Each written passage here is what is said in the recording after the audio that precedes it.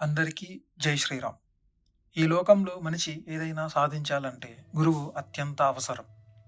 పరబ్రహ్మ దేవతలకు గురువైతే ఆయనను బృహస్పతి అంటారు. అదే పరబ్రహ్మ రాక్షసులకు గురువైతే శుక్రాచార్యులు అంటారు. అందువల్ల బృహస్పతి అయినా శుక్రాచార్యులు అయినా ఇద్దరూ ఒకే పరబ్రహ్మ స్వరూపం.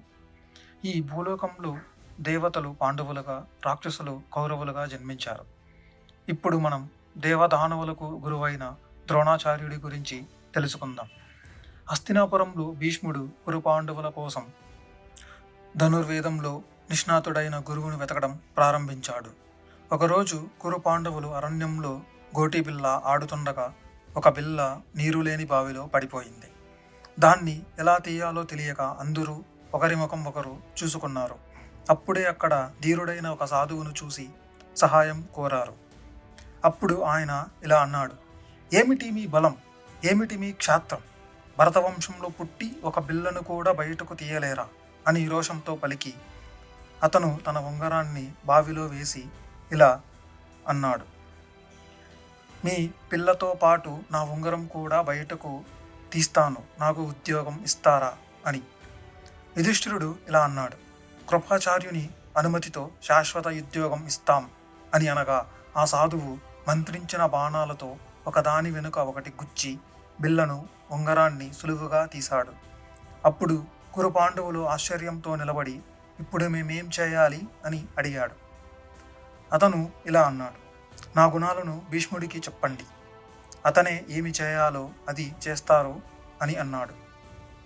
భీష్ముడు విషయం తెలుసుకొని ఖచ్చితంగా ఆయన ద్రోణాచార్యులే అని గ్రహించి తానే స్వయంగా అక్కడికి వచ్చి ఇలా అన్నాడు: మీరు ఇక్కడికి రావడానికి కారణం ఏమిటి అని భీష్ముడు అడగగా అప్పుడు ద్రోణాచార్యుడు తన గురించి ఇలా చెప్పసాగాడు: నేను భరద్వాజ మహర్షికి జన్మించాను. నేను అయోనిజుడును.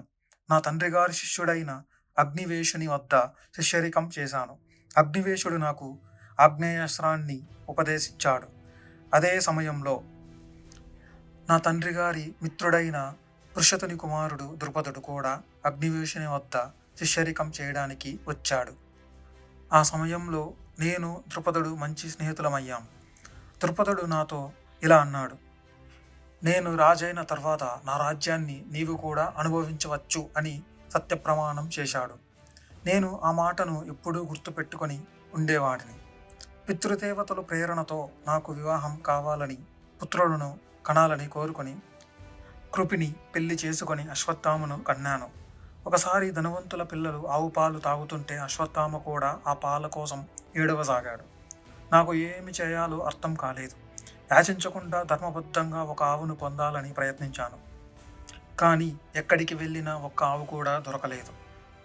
ఇంటికి తిరిగి వస్తుండగా కొంతమంది ధనవంతుల పిల్లలు అశ్వత్థామకు పిండి నీళ్లు ఇచ్చి ఇవి ఆవు పాలు అని చెప్పి తాగమన్నారు. అశ్వత్థామ అవి తాగి నేను కూడా ఆవు పాలు తాగాను అంటూ ఆనందంతో నాట్యం చేశాడు. ఆ పిల్లలు ఇతనే అశ్వత్థామ తండ్రి, అశ్వత్థామ పిండి నీళ్లు తాగి పాలు తాగాను అనుకొని నాట్యం చేస్తున్నాడు అంటూ ఎగతాళి చేశారు. అప్పటికే బ్రాహ్మణులు కూడా నన్ను దరిద్రుడని చిన్న చూపు చూసి దూరం పెట్టేవారు. అప్పుడు పరశురాముడు తన వద్ద ఉన్న ధనాన్ని దానం చేస్తున్నాడు అని తెలుసుకొని నేను ఆయన దగ్గరకు వెళ్ళి తన దగ్గర ఉన్న సంపదను దానంగా కోరాను. అప్పుడు పరశురాముడు ఇలా అన్నారు: నా వద్ద ఉన్న ధనం సమస్త భూమండలాన్ని దానం చేసేశాను. ఇప్పుడు నా శరీరం అస్త్రవిద్య మాత్రమే ఇవ్వగలను అని అన్నారు. నేను అస్త్రవిద్యను కోరగా పరశురాముడు ప్రయోగ ఉపసంహారాలతో సహా పూర్తి అస్త్రవిద్యను నాకు బోధించాడు. కానీ అశ్వత్థామ ఆకలి తీర్చడానికి మాత్రం ఒక్క ఆవు కూడా దానంగా దొరకలేదు. అప్పుడు నేను నా చిన్ననాటి స్నేహితుడైన ద్రుపదుని వద్దకు వెళ్ళి నేను నీ మిత్రుడని మాత్రమే అన్నాను. అప్పుడు ద్రుపదుడు నవ్వుతూ ఇలా అన్నాడు: నువ్వు నా మిత్రుడవా? బాల్యంలో మనం సమానులం కాబట్టి స్నేహితులమయ్యాం. ఇప్పుడు నేను రాజును, నువ్వు కాదు. మన స్నేహం అప్పుడే ముగిసింది. సమానుల మధ్య స్నేహం ఉంటుంది, అసమానుల మధ్య స్నేహం ఉండదు. రథం లేనివాడితో రతికుడు, బలం లేనివాడితో బలవంతుడు, పండితుడితో పామరుడు, శూరుడితో భీరువు, రాజుతో రాజ్యం లేనివాడు, ధనవంతుడితో దరిద్రుడు స్నేహం చేయలేరు అంటూ నన్ను అవమానించాడు. ద్రుపదుడు మనిషిగా కూడా నన్ను చూడలేదు. కావాలంటే ఒక రాత్రి భోజనం పెడతాను అని కూడా అన్నాడు. నేను ఒక్క మాట కూడా మాట్లాడకుండా మనస్సులో కోపం పెంచుకొని ప్రతీకారం తీర్చుకోవాలని ఒక శపథం చేశాను. భార్యాపిల్లలతో సహా హస్తినాపురంలోని కృపాచార్యుని వద్దకి వచ్చాను.